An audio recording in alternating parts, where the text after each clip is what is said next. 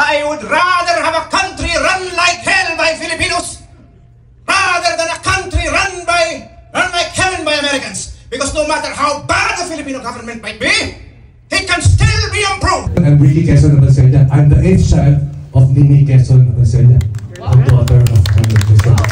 If you will say it was a satire, and you admitted this, yes. Okay, so satire. So huwag natin magpapaniwalaan. Joke pala ito.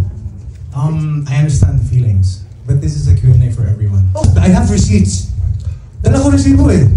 May friend, si Ed Rocha, the money man behind this. Hindi kaibigan namin yung mga Rocha eh. Ang sagot din, prepárate. Prepare yourself. This is a political satire. So ibig sabihin, alam ni Ed, na sinalaulan nyo ang alaala ng aking lolo. That you did not do him right, and that he does not have the moral nor the artistic integrity to stand by this product. Kasi music major kayo, di ba? Hindi naman na-copyright ito ginawa nyo, historical film.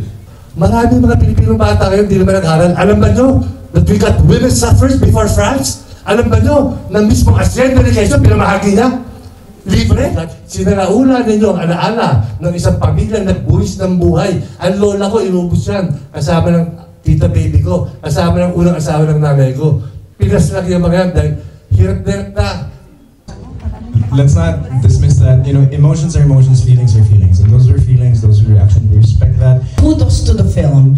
I mean, the pacing, I think out of the three, this is absolutely my favorite, although of course it's a little hurtful. I'm kind of like torn because Ricky Abanceda is my uncle.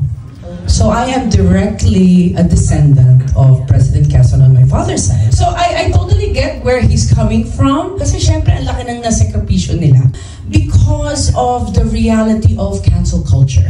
And Echo and Ben, I understand what you're saying, that there are books accompanying, that there are good things said, but the power of film, which we are all in awe of, is more powerful than what an accompanying book can do. Kasi nga ang sistema ngayon, hindi na nagre-research, clickbait na lang. The best I can do is try to be fair to the sources that I'm reading.